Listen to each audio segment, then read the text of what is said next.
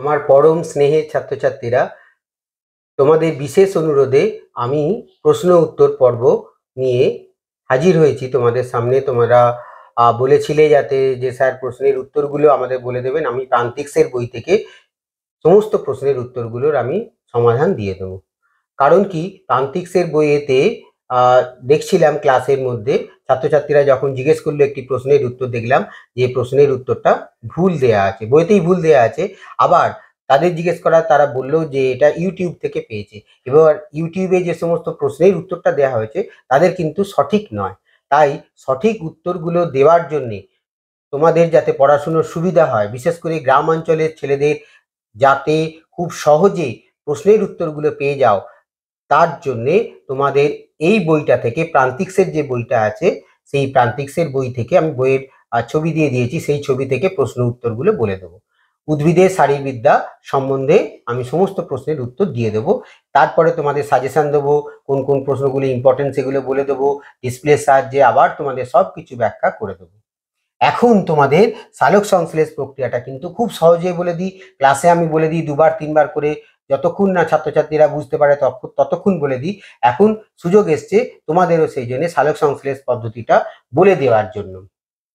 সালোক সংশ্লেষ হলো এমনই একটা পদ্ধতি যার সাহায্যে সমস্ত জীবকুল কিন্তু বেঁচে থাকে। আমরা সালোক সংশ্লেষ পদ্ধতির থেকে খাবার পাই এবং খাবার ছাড়াও আরও অক্সিজেন পাই এবং আরো অন্যান্য জিনিসগুলো পেয়ে থাকি সালোক সংশ্লেষ পদ্ধতির সাহায্যে। সালোক সংশ্লেষ পদ্ধতি হলো জীবদেহের সব থেকে গুরুত্বপূর্ণ পদ্ধতি। সেই সালোক সংশ্লেষ পদ্ধতিতে প্রয়োজনীয় অক্সিজেন পেয়ে থাকি, আবার কার্বন ডাইঅক্সাইড গুলো আমাদের বাতাস থেকে চলে যায় সালোক সংশ্লেষ প্রক্রিয়ার সাহায্যে। খুব দ্রুত গতিতে আমি সালোক সংশ্লেষ পদ্ধতিগুলো বলে দিচ্ছি। তাহলে প্রথমে কি হয় না, মনে রাখতে হবে গাছ কোথায় সালোক সংশ্লেষ হয়। সালোক সংশ্লেষ হয় গাছের পাতাতে। গাছের পাতার মধ্যে যদি আমরা গাছের পাতার ক্রস সেকশন করি তাহলে দুটো প্যারেনকাইমা কোষ দেখতে পাবো, স্পঞ্জি প্যারেনকাইমা এবং প্যালিসেড প্যারেনকাইমা। গাছের পাতার প্রধানত প্যালিসেড প্যারেনকাইমাতে যেহেতু ক্লোরোপ্লাস্টের সংখ্যা বেশি থাকে, তাই গাছের প্যালিসেড প্যারেনকাইমাতে সালোক সংশ্লেষের পরিমাণ বেশি হয়, সালোক সংশ্লেষ বেশি হয়। সালোক আর একটা কি না, প্যালিসেড প্যারেনকাইমা গাছের পাতার সঙ্গে একদম সমকোণে থাকে, যার ফলে সূর্যের আলো গ্রহণ করে এবং খুব দ্রুত গতিতে সালোক সংশ্লেষ করতে পারে প্যালিসেড প্যারেনকাইমার কোষগুলো, উদ্ভিদ কোষগুলো। সেই উদ্ভিদ কোষের ক্লোরোপ্লাস্টের গঠনে আমি একটু দেখিয়েছি। ক্লোরোপ্লাস্টের দুটো অংশ থাকে, পয়সার মতন অংশগুলোকে বলা হয় থাইলাকয়েড, যেগুলো গ্রানা তৈরি করে। গ্রানাম হচ্ছে সিঙ্গুলার নাম্বার, গ্রানা হচ্ছে প্লুরাল নাম্বার। সেই গ্রানাগুলো থেকে স্টোমা তৈরি হয়, স্টোমাতে হয় অন্ধকার দশা আর গ্রানাতে হয় আলোক দশা। এবার আসছি আমি দ্রুত গতিতে সালোক সংশ্লেষ প্রক্রিয়াটা আসতে। সালোক সংশ্লেষে কি হয়, সূর্যালো গ্রহণ করে জলটা মাটি থেকে জল শোষিত হয়। অর্থাৎ সালোক সংশ্লেষ পদ্ধতিটা আমি একবার বলে দিই। উদ্ভিদ যে প্রক্রিয়ায় মূল্যম দ্বারা শোষিত জল, কোনো ক্ষেত্রেই জীবন বিজ্ঞান বলো ভৌত বিজ্ঞান বলো সংজ্ঞা মুখস্থ করবে না, সংজ্ঞা নিজের ভাষায় লেখার চেষ্টা করবে। নিজের ভাষায় লিখলে কিন্তু সংজ্ঞা ঠিক হবে, কোনো বইয়ের কোনো কিছু পড়ার দরকার নেই। তোমরা ব্যাপারটা বুঝে নেবে, বুঝে নিয়ে তোমরা কিন্তু সংজ্ঞাটা তৈরি করবে। তাহলে কি বললাম, মূল্যম দ্বারা শোষিত জল বা পরিবেশ থেকে শোষিত জল, গৃহীত কার্বন ডাইঅক্সাইড, বাতাস থেকে পরিবেশ থেকে কার্বন ডাইঅক্সাইড নেয়, কে নেবে, সূর্যের আলোক দরকার, আর কি না গাছের পাতা ক্লোরোপ্লাস্ট দরকার। তাহলে চারটে জিনিস দরকার। কি কি বললাম, মাটি থেকে বা পরিবেশ থেকে শোষিত জল, কার্বন ডাইঅক্সাইড, গাছের পাতার ক্লোরোপ্লাস্ট আর সূর্যের আলো। চারটে জিনিস কিন্তু দরকার সালোক সংশ্লেষে। কি তৈরি হবে, গ্লুকোজ জাতীয় খাদ্য তৈরি হবে আর অক্সিজেন তৈরি হবে, মনে রাখতে হবে। এবার তোমরা সংজ্ঞা কিন্তু নিজেরাই লিখতে পারবে, চারটে জিনিস যদি থাকে সংজ্ঞাতে পুরো নম্বর পেয়ে যাবে। এবার জল, তাহলে গাছের পাতা থেকে, গাছের মাটির তলা থেকে শোষিত জল, যেটা গাছের পাতায় এসে পৌঁছলো, জানো জাইলেম বাহিকার মধ্যে দিয়ে এসে পৌঁছায়, সেই জলটা হাইড্রোজেন আয়ন এবং হাইড্রক্সিল আয়নে ভেঙে যায়। এটাকে জলের ফটোলাইসিস বলে। বিজ্ঞানী রবিন হিল এটাকে আবিষ্কার করেছিলেন বলে এটাকে হিল বিক্রিয়া বলা হয়। জলের হাইড্রোজেন আয়ন এবং হাইড্রক্সিল আয়নে ভেঙে গেল। হাইড্রোজেন আয়নটাকে ধরে নেবে কে, NADPH, nicotinamide adenine dinucleotide phosphate. কি তৈরি করবে, বিজারিত নিকোটিনামাইড অ্যাডিনাইন ডাইনিউক্লিওটাইড ফসফেট তৈরি করবে।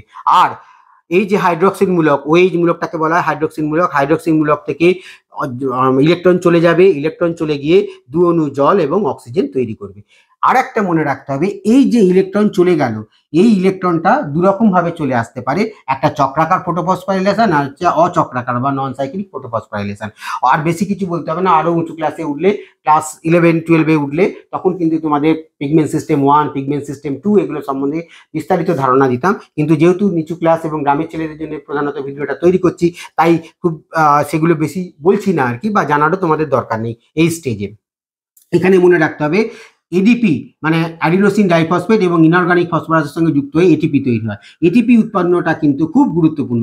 এই যে এটিপি উৎপন্ন হওয়ার যে ঘটনা, তাকে বলা হচ্ছে ফটোফসফোরাইলেশন। ফসফোরাইলেশন কথার অর্থ কি? ফসফরাস যৌগ। তাহলে ফসফোরাইলেশন হচ্ছে কার উপস্থিতিতে? আলোকের উপস্থিতিতে। সেই জন্য এটার নাম হচ্ছে ফটোফসফোরাইলেশন। এর সঙ্গে আরেকটা বলে দিই, আরেকটা হচ্ছে অক্সিডেটিভ ফসফোরাইলেশন পাবে তোমরা, যেখানে মাইটোকন্ড্রিয়াতে শক্তি উৎপন্ন হয়, পরে তোমরা জানবে সেটা। তাহলে এটা হলো ফটোফসফোরাইলেশন হলো। তাহলে চারটে আমরা দেখলাম, একটা কি জল ভেঙে গেল হাইড্রোজেন আয়ন হাইড্রোক্সিল আয়নে, হাইড্রোক্সিল আয়নগুলো থেকে অক্সিজেন তৈরি হলো। 2 নম্বর হচ্ছে ফটোফসফোরাইলেশন হলো, আর NADPH তৈরি হলো, যেটা পরবর্তী ক্ষেত্রে অন্ধকার দশায় লাগবে। অন্ধকার দশা মনে রাখবে যে রাত্রিবেলা হবে একদমই নয়, অন্ধকার দশাতে আলোর প্রয়োজন নেই বলে তাকে বলা হচ্ছে অন্ধকার দশা। অন্ধকার দশা কোথায় হবে? ক্লোরোপ্লাস্টের স্ট্রোমা অংশে হবে, এখানে বিভিন্ন উৎসেচকগুলো থাকে। সব থেকে মনে রাখতে হবে, পৃথিবীতে সব থেকে বেশি কোন উৎসেচক লাগে এখন দেখা যাচ্ছে, তার নাম হচ্ছে rubisco, ribulose bisphosphate carboxylase oxygenase. এই উৎসেচকটা কি করে না, পাতার মধ্যে উপস্থিত RUBP ribulose bi bisphosphate plus 6 অণু কার্বন ডাইঅক্সাইড যুক্ত হয়ে গিয়ে 12 অণু ফসফোগ্লিসারিক অ্যাসিড, PGA পুরো নাম হচ্ছে ফসফোগ্লিসারিক অ্যাসিড তৈরি হয়। ফসফোগ্লিসারিক অ্যাসিডকে বিজারিত করতে গেলে হাইড্রোজেন দরকার লাগে। তাহলে কে বিজারিত করবে না, নিকোটিনামাইড অ্যাডিনাইন ডাইনিউক্লিওটাইড ফসফেট। তার সেই বিজারিত নিকোটিনামাইড অ্যাডিনাইন ডাইনিউক্লিওটাইড ফসফেট দ্বারা বিজারিত হয়ে ফসফোগ্লিসারাল ডিহাইডে পরিণত হলো। 12 অণু ফসফোগ্লিসারাল ডিহাইডের মধ্যে মনে রাখতে হবে 10 অণু জটিল কেলভিন চক্রের মাধ্যমে আবার পুনরায় 6 অণু RUBP-তে ফিরে আসে, আবার তারা কার্বন ডাইঅক্সাইড গ্রহণ করতে পারে। আর বাকি 8 নম্বরে যে দুটো যদি ফসফোগ্লিসারাল ডিহাইড রয়ে গেল, সেটা অন্তর্বর্তী যৌগের মাধ্যমে আবার গ্লুকোজ অণু তৈরি করে। আমি খুব তাড়াতাড়ি দ্রুত গতিতে কিন্তু সালোকসংশ্লেষ পদ্ধতিটা বললাম। এবার সালোকসংশ্লেষ পদ্ধতির রাসায়নিক বিক্রিয়াটা জানো তোমরা প্রত্যেকেই, তবু একবার লিখে দিয়েছি, 6CO2 + 12H2O জানো প্রত্যেকে। কি হবে? C6H12O6, মনে রাখতে হবে গ্লুকোজের সংকেত হচ্ছে C6H12O6, প্লাস 6O2 তৈরি হবে আর 6 অণু জল তৈরি হবে। আর মনে রাখতে হবে কি না, এই যে গ্লুকোজটা তৈরি হলো, সেই গ্লুকোজটা বিভিন্ন উদ্ভিদের ক্ষেত্রে, যেমন যদি সেটা বাদাম জাতীয় গাছ হয়, তাহলে সেগুলো হচ্ছে তেল বা চর্বি তৈরি করবে, মানে ফ্যাট তৈরি করবে, যেমন বাদাম থেকে আমরা ফ্যাট জাতীয় পদার্থ পেয়ে থাকি। আবার যদি সেটা ডাল জাতীয় শস্য হয়, মসুর ডাল, মুগ ডাল, সেখানে প্রোটিন জাতীয় খাদ্য তৈরি হবে। এই সমস্ত খাদ্য গ্রহণ করে কিন্তু সমস্ত জীবকুল বেঁচে থাকে। এবার সালোকসংশ্লেষের তাৎপর্য বলে দিই, যেটা তোমরা নিজেরাই কিন্তু বুদ্ধি করে বলতে পারবে। কি বলবে? প্রথম পয়েন্ট বলবে সমস্ত জীবকুলের খাদ্যের উৎস। তাহলে প্রথম পয়েন্ট কি? জীবকুলের খাদ্যের উৎস। বইতে এরকম থাকবে না, বইতে বিভিন্ন পয়েন্ট করা থাকবে, তোমরা নিজেদের মতন পয়েন্ট করে লিখবে। কি বলবে? খাদ্যের উৎস রূপে সালোকসংশ্লেষ। বলবে আমরা যে সমস্ত জীব আমরা বেঁচে থাকি, তাদের সমস্ত খাদ্যের উৎস হচ্ছে সালোকসংশ্লেষ। সেই খাদ্য গ্রহণ করে সমস্ত জীবকুল বেঁচে থাকে। 2 নম্বর পয়েন্ট কি বলবে? প্রাণদায়ী অক্সিজেনের উৎস। আমরা যে সমস্ত প্রাণীরা যে সমস্ত অক্সিজেন গ্রহণ করে বেঁচে থাকার জন্য, তার উৎস হচ্ছে সালোকসংশ্লেষ। এখানে আরেকটা বা আলাদাভাবে বলতে পারো কি না, অক্সিজেন এবং কার্বন ডাইঅক্সাইডের ভারসাম্য রক্ষা করা।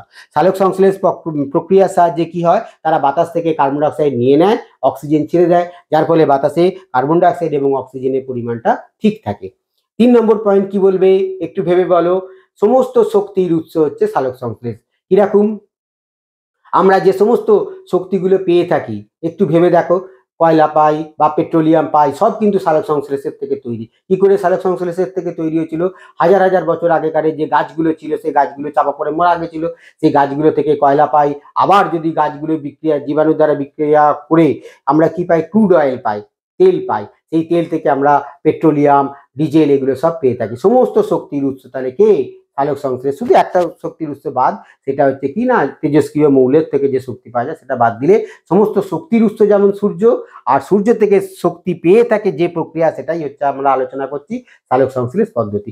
তারপরে বলবে কি? জীবনদায়ী ওষুধ রূপে সালোকসংশ্লেষ। জীবনদায়ী ওষুধ রূপে সালোকসংশ্লেষ মানে তোমাদের যেটা বলছিলাম যে সালোকসংশ্লেষের তাৎপর্য বলতে গিয়ে একটু অসুবিধা হয়েছিল।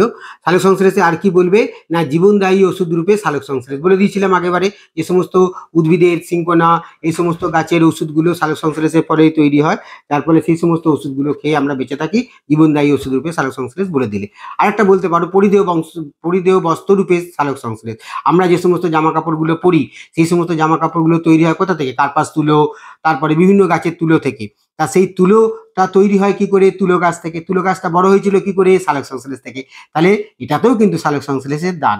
এছাড়াও তোমরা বলতে পারো দৈনন্দিন জীবনে সালোক সংশ্লেষ। দৈনন্দিন জীবনে মানে আমরা যে সমস্ত আসবাবপত্র ব্যবহার করি, সেখানেও সালোক সংশ্লেষের দান। আমাদের যে সমস্ত চেয়ার টেবিল, এছাড়াও তোমার জানলা কপাট খাট যাই বলো না কেন, সব ফ্রেম তৈরি হয় গাছ থেকে। গাছগুলো কি করে বড় হয়েছিল? সালোক সংশ্লেষ থেকে।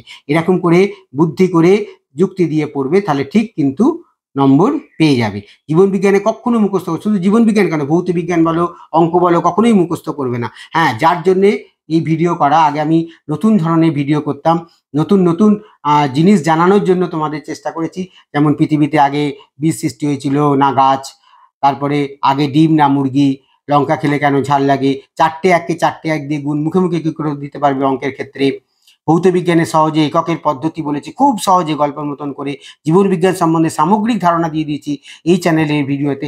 এরকম কিছু ব্যতিক্রমী ধর্মী ভিডিও আমি তৈরি করছিলাম, কিন্তু এবারে ছাত্রছাত্রীদের বিশেষ অনুরোধে আমি কিন্তু এই ধরনের ভিডিও তৈরি করছি, যে বইটা থেকে কি না সরাসরি তোমাদের প্রশ্নের উত্তরগুলো দিয়ে দেবো। যে বইটা হচ্ছে প্রান্তিক, আর যার জন্যে এই বইটা থেকে আমি সমস্ত প্রশ্নের উত্তর দিয়ে দেবো। এই প্রশ্নের উত্তর দিতে গিয়েই কিন্তু এই ভিডিওটা তৈরি করা। যখন উদ্ভিদ শারীরবিদ্যাতে 2 নম্বর যে প্রশ্নটা, সালোক সংশ্লেষের সঙ্গে যুক্ত কোষীয় অঙ্গাণু, তোমরাও নিজেরা পারবে। রাইবোজোম বলেছে, বি বলেছে মাইটোকন্ড্রিয়া, সি বলেছে সেন্ট্রোজোম, ডি বলেছে গলজি বডি। এবার ছাত্রছাত্রীদের জিজ্ঞেস করা, তারা বললো ইউটিউব থেকে একটা প্রশ্নের উত্তর জেনেছে, যেটা তো ভুল নেই কো। আর এখানে খুব মজার ব্যাপার হচ্ছে, এই 4টে উত্তরের মধ্যে কিন্তু একটা উত্তরও হবে না। সালোক সংশ্লেষের কোষীয় অঙ্গাণুর নাম কি? এখন তোমরা পারবে এটা আলোচনা করে দেওয়ার পরে। দেখো আমি বলে দিচ্ছি, তাহলে সালোক সংশ্লেষে উদ্ভিদের এমন একটা অঙ্গাণু থাকবে, প্রাণীদের থাকবে না।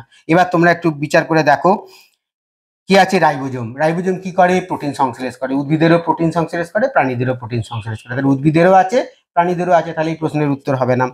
দ্বিতীয়ত কি? মাইটোকন্ড্রিয়া। জানো মাইটোকন্ড্রিয়া হচ্ছে এ শক্তিঘর বলা হয়, সেখানে উদ্ভিদেরও শক্তি তৈরি করে, প্রাণীদেরও শক্তি করে, তাহলে এই উত্তরটাই হলো না। তারপর হচ্ছে সেন্ট্রোজোম। সেন্ট্রোজোম কি? সেন্ট্রোজোম জানো, পরে জানবে আর কি, জেনে এসছো, হ্যাঁ জানা তো হয়েই গেছে, যে তারা কি করে না কোষ বিভাজনে অংশগ্রহণ করে প্রাণী কোষে।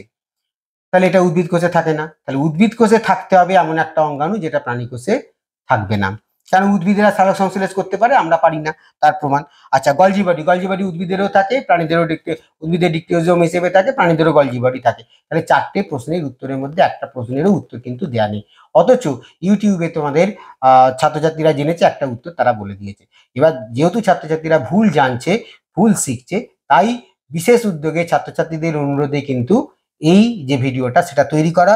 তোমাদের সমস্ত প্রশ্নের উত্তর দিয়ে দেবো, আর যেগুলো বড় প্রশ্ন সেগুলো আমি বলে দেবো, লিখে দেওয়ারও চেষ্টা করব আমি, যাতে তোমাদের পড়াশুনো মনে থাকে।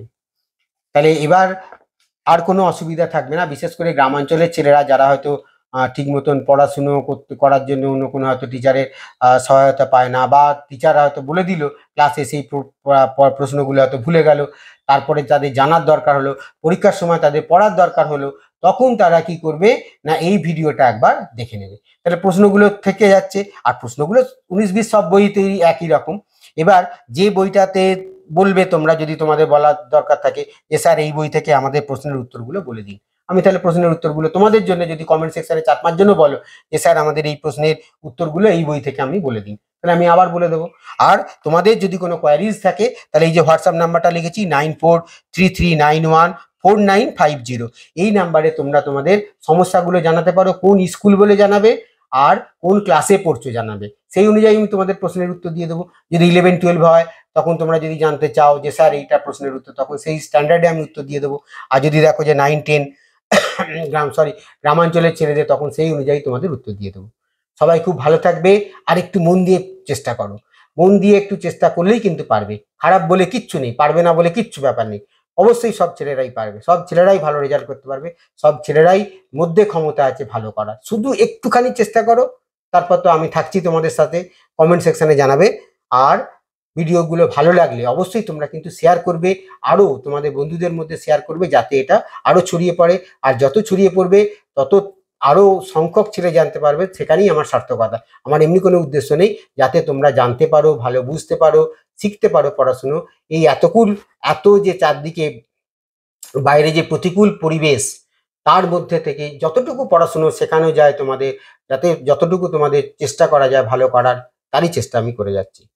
খুব ভালো থেকো, অনেক অনেক শুভকামনা রইল প্রত্যেকের জন্য।